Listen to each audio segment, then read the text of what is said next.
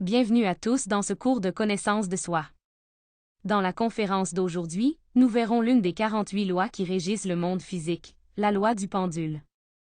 Et pour nous, qui sommes sur le chemin de la connaissance de soi, connaître cette loi est d'une importance vitale car elle nous permettra de comprendre comment nous pouvons réellement découvrir la vérité sur n'importe quoi, et comment nous pouvons parvenir à la vérité qui est en nous. Dans cette conférence, nous apprendrons comment fonctionne cette loi. Nous comprendrons comment cette loi est gérée à la fois dans le monde extérieur et dans notre monde intérieur, et nous apprendrons comment la transcender pour atteindre la vérité. Le pendule est un poids qui est suspendu à un point fixe pour pouvoir osciller librement, notamment une tige avec un poids à son extrémité, qui servait à régler le mécanisme des horloges anciennes qui fonctionnait grâce au mouvement oscillant d'un pendule. Et ce mouvement est profondément significatif, car il nous fait réfléchir sur la façon dont absolument tout ce qui se passe au fil du temps dans ce monde, dans nos vies et dans notre psychologie, se déplace selon ce mouvement, selon cette loi. Dans cette vie, tout va et vient, monte et descend, augmente et diminue, va et vient, selon cette loi merveilleuse. Cette loi nous enseigne que tout est soumis aux fluctuations du temps, que tout évolue et dévolue, que tout va d'un extrême à l'autre. Et cela nous enseigne que la vérité ne se situe dans aucun de ces extrêmes. Dans la 8e leçon de ce cours, nous étudions les lois de l'évolution et de l'involution auxquelles tout dans ce monde est soumis. La loi du pendule vient nous apprendre que ce processus d'évolution et d'involution, de montée et de descente, de croissance et de diminution, est permanent en toutes choses, qu'il ne s'arrête pas. Dans les temps anciens, le dogme de l'évolution n'existait pas encore. C'est le dogme qui a conduit de nombreuses personnes à penser que tout évolue continuellement et que l'être humain s'est développé à travers un processus évolutif.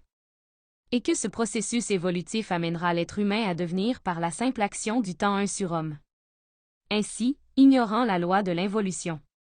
Mais les anciens sages comprenaient parfaitement comment fonctionne la loi du pendule, puisque tout ce qui évolue et atteint son point maximum, commence inévitablement son processus d'involution. Et cela peut être observé dans les mêmes civilisations qui ont existé sur Terre. Nous pouvons observer comment l'Égypte a émergé avec toute sa puissance et est devenue une civilisation ayant atteint de grands niveaux de développement.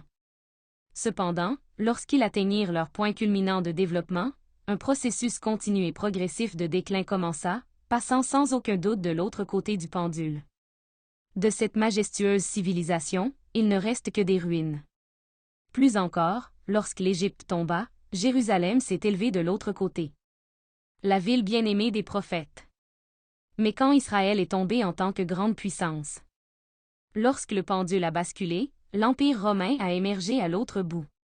Cette loi du pendule a régi toutes les grandes puissances qui ont surgi, et en réalité, si nous y regardons de près, nous pouvons voir qu'absolument tout est soumis à cette loi. Cependant, nous pouvons voir que cette loi s'applique également aux plantes, aux animaux et aux humains.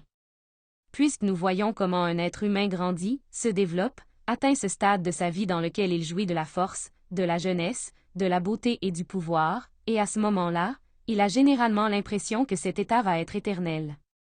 Mais nous voyons comment, inévitablement, commence alors son processus de décadence, les années de vieillesse arrivent, et avec elles la maladie, la décrépitude et la mort. Nous pouvons également observer cette loi dans la création d'une société ou d'une entreprise. Nous voyons que lorsqu'il atteint cette limite où il connaît ses meilleurs moments, où il donne la meilleure rentabilité, le pendule commence à bouger dans la direction opposée. Le mouvement de cette loi est implacable. Cependant, si nous commençons à comprendre quel est le véritable objectif de cette loi et comment elle agit également dans notre monde intérieur, nous pouvons alors l'utiliser pour atteindre la sagesse. Si nous étudions notre propre psychologie, nous verrons que nous y trouvons également cette loi qui se déplace. Puisque toutes nos émotions, pensées et désirs oscillent selon la loi du pendule. Toute l'humanité est bipolaire. Nous passons de l'aimer à l'aversion, du plaisir à la douleur, de la joie à la tristesse. Nous ne maintenons pas un équilibre permanent.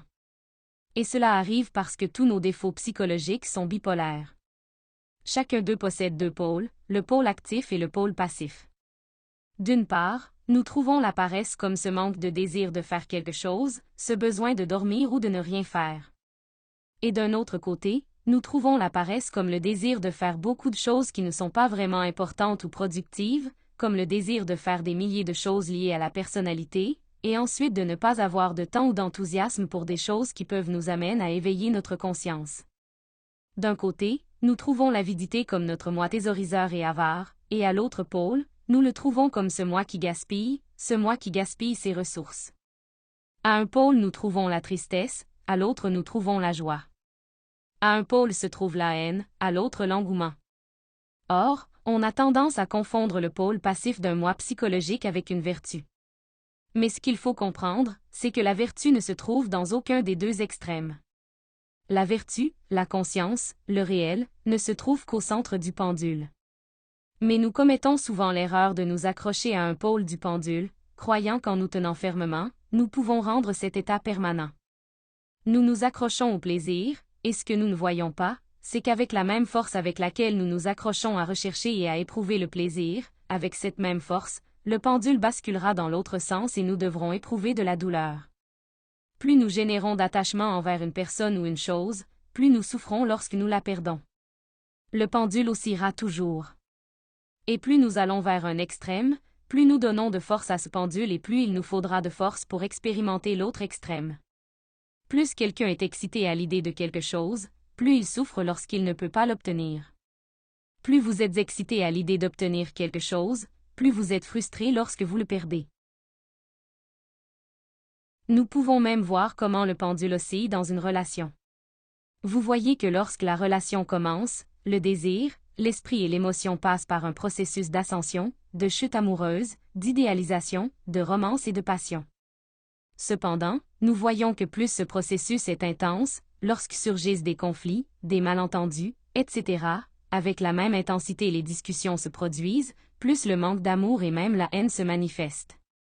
Et le point commun est que les couples, s'ils restent ensemble, restent dans ce mouvement de pendule constant, passant d'étapes de romance et de passion, à des étapes de combat et de dispute. Jusqu'à ce qu'un conflit très fort survienne, ou que l'ennui s'installe, ou la trahison, et alors ils changent de partenaire. Mais seulement pour continuer sur le même pendule, mais avec une autre personne, sans jamais trouver un bonheur permanent et une paix stable. Et ce qui est intéressant, c'est que cela nous arrive avec tout, nous passons notre vie à essayer d'atteindre la stabilité, le bonheur et un état de paix permanent. Cependant, parce que nous la cherchons par erreur en nous accrochant à une extrémité du pendule, nous n'arrivons jamais à la vérité. Maintenant, comment cela pourrait-il être évité? Observer et réfléchir. Observer aux deux extrêmes. Par exemple, dans une relation, observer tout ce qui nous amène à ressentir du plaisir et tout ce qui nous amène à ressentir de l'aversion envers le partenaire. Et travailler sur ces aspects avec la mort psychologique. Lorsque nous nous dirigeons vers l'amour et l'engouement, nous devons éliminer de nous tous les aspects psychologiques qui veulent nous conduire à ce débordement émotionnel, mental et sexuel. Et de même, lorsque nous sommes émus par le manque d'amour, le mécontentement ou le rejet envers notre partenaire, nous devons éliminer tous ces aspects avec la mort psychologique. Ensuite, le pendule commence à perdre de sa force. On ne passe plus si vite par le centre, qui est l'équilibre, le mouvement du pendule ralentit, et on va pouvoir voir plus clairement la vérité, qui est le point médian, l'équilibre. Nous pourrions même, grâce à la technique de méditation réflexive que nous avons apprise dans la leçon 22, méditer sur les scènes de notre vie dans lesquelles nous expérimentons, en relation avec tout défaut psychologique, les deux faces du pendule. Par l'élimination des états intérieurs que nous expérimentons aux deux extrêmes, atteindre le centre du pendule et parvenir à une compréhension. La vérité est au centre, dans l'équilibre, dans l'observation des deux extrêmes, en réfléchissant et en éliminant les deux. Le plaisir et la douleur, la joie et la souffrance, pour nous maintenir dans le moment présent, en équilibre, dans ce qui est permanent. C'est en l'absence de douleur et en l'absence de plaisir que l'on trouvera le bonheur. En l'absence de haine et en l'absence d'engouement, nous trouverons le véritable amour. Le véritable amour est éternel et permanent. Nous ne connaîtrons la paix et le vrai bonheur que si nous éliminons les défauts psychologiques qui nous maintiennent d'un extrême à l'autre. Mais l'esprit égoïque résiste à l'équilibre, l'ego trouve cela ennuyeux, il préfère se défouler mentalement, émotionnellement ou sexuellement, parce que cela donne à l'ego le sentiment de vivre. Mais alors nous ne pourrons pas éviter, puisque c'est une loi, d'être impactés par l'autre pôle, qui est le vide, la douleur et la tristesse, et le ressentons dans la même ampleur avec laquelle nous avons ressenti du plaisir. C'est le but de cette loi, nous faire expérimenter les deux côtés de la médaille, de sorte que, lorsque nous y réfléchissons, nous voyons que ni à un bout, ni à l'autre, nous ne pourrons trouver la vérité. Mais nous voyons aussi cette loi du pendule, en relation avec nos croyances. Lorsque nous croyons en quelque chose, ou lorsque nous ne croyons pas en quelque chose, nous sommes simplement à une extrémité du pendule, nous nous accrochons simplement à un concept. Nous pouvons placer les différentes écoles, religions et sectes pseudo-ésotériques et pseudo-occultistes à l'extrême droite du pendule. On peut placer toutes les écoles matérialistes, marxistes, athées et sceptiques à l'extrême gauche du mouvement pendulaire. Il est très courant de voir comment le fanatique religieux, à cause d'un événement inhabituel ou d'une grande déception, peut aller à l'autre extrême. Comme prier Dieu pour la vie de son enfant malade et espérer être aidé après une vie de dévotion religieuse, mais il s'avère que l'enfant meurt, ou bien, s'il est vaincu dans un débat par un ésotériste, il peut, en désespoir de cause, basculer à l'autre bout du pendule et devenir athée, matérialiste, sceptique. D'un autre côté, le fanatique matérialiste et athée, confronté à tout événement inhabituel, peut être un événement métaphysique transcendantal, ou dans un moment de terreur indescriptible, peut aller à l'extrême opposé du mouvement pendulaire et devenir un terrible réactionnaire religieux. Alors, on voit que la vérité ne se trouve dans aucun concept, dans aucun parti, ni d'extrême droite ni d'extrême gauche. Mais il arrive que, parce que nous nous croyons sages, nous défendions fanatiquement n'importe quelle position, croyance ou théorie, sans aucune vérification. Et c'est seulement se retrouver face au balancement du pendule, pour nous voir changer de position, de croyance ou de façon de penser. Ni les courants spiritualistes ni leurs adversaires matérialistes ne pourront jamais nous conduire à la vérité. Puisqu'ils reposent tous sur des croyances, sur des concepts, et non sur de l'expérimentation ou de la vérification. L'esprit et la matière sont deux concepts très discutables et épineux que personne ne comprend vraiment. S'ils nous demandent « Qu'est-ce que la matière ?» On pourrait donner un concept, on pourrait dire que c'est tout ce qui occupe un espace. Ou si on nous demande « Qu'est-ce que l'esprit ?» Nous pouvons donner un ou plusieurs concepts. C'est la conscience, l'énergie universelle, Dieu, etc. Mais ce ne sont que des concepts. La partie mentale ne sait rien de l'esprit, il ne sait rien de la matière. Ce n'est que lorsque nous nous débarrasserons de tous les concepts, ceux que nous avons par rapport à un extrême et à l'autre, les concepts que nous avons par rapport au spirituel, et les concepts que nous avons par rapport à l'athéisme ou au matérialisme, et les concepts que nous avons par rapport à quoi que ce soit, pour céder la place à la vérification directe, alors nous connaîtrons la vérité. Par exemple, quelqu'un pourrait nous parler de projection astrale, ou nous pouvons regarder la 3e conférence de ce cours et voir la pratique de la projection astrale. Mais cette théorie ne sera qu'un concept auquel nous pouvons croire ou ne pas croire. Et nous pouvons commencer à nous remplir de milliers d'autres concepts qui soutiennent notre affirmation selon laquelle cela est vrai ou faux. Mais tant que nous n'allons pas pratiquer la pratique autant de fois que nécessaire jusqu'à ce que nous vérifions par nous-mêmes la réalité de la projection astrale, nous ne ferons que danser entre les concepts d'un extrême et de l'autre. Un concept n'est rien de plus que cela, un concept. Et la réalité n'est pas un concept, même si de nombreux concepts peuvent être forgés sur la réalité. Mais nous avons tendance à étiqueter toute chose et à former des milliers de concepts sur les choses. Par conséquent, nous cessons de faire l'expérience de la réalité et ne voyons tout qu'à travers les concepts que nous avons sur la réalité. Et nous croyons que plus nous avons de concepts, plus nous serons sages, mais en observant et en vérifiant jamais directement les choses, nous ne réalisons pas à quel point tous ces concepts nous éloignent de la possibilité de vraiment savoir quelque chose. Parce que plus nous avons de concepts, moins nous savons de choses, parce que nous n'en avons vraiment vérifié aucun, nous les croyons simplement. Plus nous avons de concepts, plus nous devrons désapprendre pour vraiment savoir. Nous devons comprendre que la vérité ne réside pas dans les croyances. Ce que nous pensons ou croyons à propos de quelque chose n'est pas la vérité.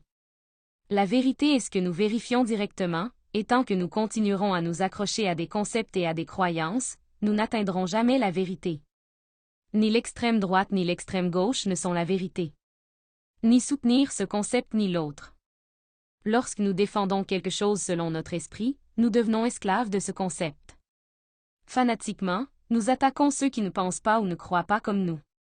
Si nous croyons que Dieu est dans tel lieu ou dans telle religion, ou si nous pensons que la vérité est dans telle théorie, ou si nous croyons que cette connaissance est la vérité, sans l'avoir vérifiée, ou au contraire nous croire que c'est faux sans l'avoir vérifié, nous avons tendance à nous sentir supérieurs à ceux qui pensent différemment et nous croyons détenir la vérité. Ainsi, nous défendons ou rejetons de nombreux concepts, et débattons pour défendre notre prétendue vérité, qui en réalité n'est qu'un concept. À toute discipline psychologique s'oppose une autre discipline, à tout processus psychologique logiquement structuré s'oppose un autre similaire. Et après tout, quoi? Nous croyons que nous sommes plus intelligents, plus sages que les autres, et nous ne réalisons pas que nous sommes seulement les esclaves d'un concept qui n'est pas la vérité, puisque la vérité est en dehors de tout concept. C'est pourquoi Jésus a dit, « Et vous connaîtrez la vérité et la vérité vous affranchira. » Lui, qui est à un pôle du pendule, critique et rejette ceux qui sont à l'autre pôle, et croit toujours qu'il détient la vérité. Mais celui qui a déjà trouvé le centre ne critique pas. Lui, qui a déjà vérifié la vérité, comprend. Donc, il ne croit pas détenir la vérité, parce qu'il est lui-même la vérité. Par conséquent, lorsque nous discutons avec un autre, le jugeons et le critiquons, nous n'avons pas la vérité, nous sommes polarisés. Qu'est-ce que la vérité? C'est une question très intéressante. Lorsqu'ils demandèrent à Jésus, « Qu'est-ce que la vérité? » Le maître resta profondément silencieux. Et quand on posa la même question au Bouddha, il tourna le dos et s'éloigna. Et par cette action, les deux maîtres nous ont donné un enseignement profond. La vérité ne peut pas être conceptualisée. Tout ce qu'on peut dire sur la vérité n'est pas la vérité, puisque la vérité ne se trouve que dans le silence intérieur, en l'absence du moi psychologique. La vérité est l'inconnu d'instant en instant. On ne la trouve pas dans le va-et-vient des théories et des croyances. Le concept que la partie mentale peut former au sujet de la vérité n'est jamais la vérité. L'opinion que nous avons de la vérité, aussi respectable soit-elle, n'est en aucun cas la vérité. Nous devons nous vider de tous nos concepts non vérifiés et rechercher la vérité dans la vérification directe, à travers notre propre expérimentation. La vérité doit être expérimentée, et non crue ou supposée. La vérité est quelque chose qui doit être vécu directement, comme lorsque vous mettez votre doigt dans le feu et que vous vous brûlez, ou lorsque vous avalez de l'eau et vous noyez. Alors où est la vérité? La vérité est au centre du pendule, ni à l'extrême droite, ni à l'extrême gauche. Par conséquent, nous devons commencer par observer et reconnaître quand et par rapport à quoi nous sommes polarisés. Par rapport à nos concepts, nos croyances et par rapport à chacun de nos aspects psychologiques. Ce n'est que lorsque nous sommes capables d'observer notre pendule intérieur que nous pouvons alors observer et éliminer, par la mort psychologique, ces aspects qui nous maintiennent dans un extrême ou un autre. Le centre du pendule est en nous-mêmes, dans le silence intérieur, lorsque nous vivons pleinement le moment présent, dans l'auto-observation et la mort psychologique. Et c'est là qu'il faut découvrir et expérimenter directement le réel, la vérité. Nous ne trouverons la vérité que dans le silence intérieur. Lorsque nous éliminons le moi psychologique, lorsque nous éliminons les différentes manières d'être qui se manifestent dans le désir, l'esprit et l'émotion, nous pouvons connaître la vérité. Parce que seule la conscience peut faire l'expérience d'elle-même. Et ce n'est que par la mort psychologique que l'essence, qui est le réel, est libérée. La vérité n'a rien à voir avec ce qui a été dit ou pas dit, avec ce qui a été écrit ou non, elle ne nous parvient que lorsque l'ego est mort. Nous devons comprendre que l'intellect ne peut pas chercher la vérité parce qu'il ne la connaît pas. Notre intellect est envahi par des défauts psychologiques. La vérité nous vient spontanément lorsque nous avons éliminé tous les éléments indésirables qui constituent le « moi », l'ego. Tant que la conscience reste embouteillée dans le moi-même, elle ne pourra pas expérimenter ce qui est réel, ce qui est au-delà du corps, au-delà des affections et du mental, ce qui est la vérité. Nous devons donc apprendre à trouver ce point critique où se trouve la vérité, où se trouve la conscience. Le pendule oscille constamment. Le sommet de chaque mouvement du pendule se produit lorsque nous croyons détenir la vérité. Alors le pendule commence son chemin à rebours vers l'autre extrême, et à l'autre extrême, quand nous croyons avoir la vérité, il commence à avancer vers l'autre point, et nous montre que nous n'avons pas la vérité, puisque la vérité ne se retrouve dans aucun des deux extrêmes. C'est le saignement profond contenu dans cette loi. Si nous observons notre pendule intérieur, nous verrons qu'il passe constamment de l'intellect au sexe. Ainsi, pour parvenir à la compréhension, dans n'importe quelle situation, nous devons éviter de nous polariser dans notre intellect ou dans nos désirs. Nous devons maintenir l'équilibre de ce pendule interne. Rester dans le moment présent, concentré sur le cœur, qui est notre centre, dans le silence intérieur. Ainsi, si survient une situation qui nous amène à réagir psychologiquement, à nous faire une opinion, à critiquer, à douter, etc. Nous devons nous observer pour percevoir le mouvement de notre pendule intérieur et nous équilibrer, pour pouvoir nous maintenir dans cette situation le silence intérieur, dans cet état d'éveil et de rappel de soi dans lequel la conscience peut se manifester, afin que nous puissions percevoir la vérité. Nous éliminons les désirs qui surgissent et nous retournons au cœur, nous éliminons les pensées et les justifications, et nous retournons au cœur, pour recevoir dans le cœur la sagesse du Père, qui vient comme intuition. C'est ainsi que nous maintenons l'équilibre de notre pendule intérieur et que nous parviendrons ainsi à la compréhension, à la vérité, dans n'importe quelle situation.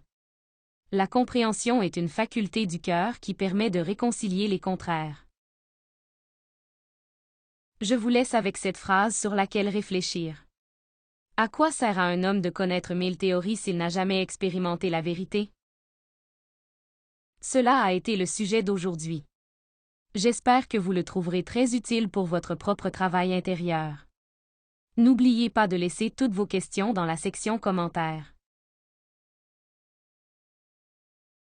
Je vous invite à la prochaine conférence, dans laquelle nous étudierons la méthode pour éveiller la conscience. Et nous parlerons des deux consciences que nous avons, l'objectif et le subjectif. Un sujet très intéressant. Merci de nous rejoindre sur ce sujet. Jusqu'à la prochaine fois.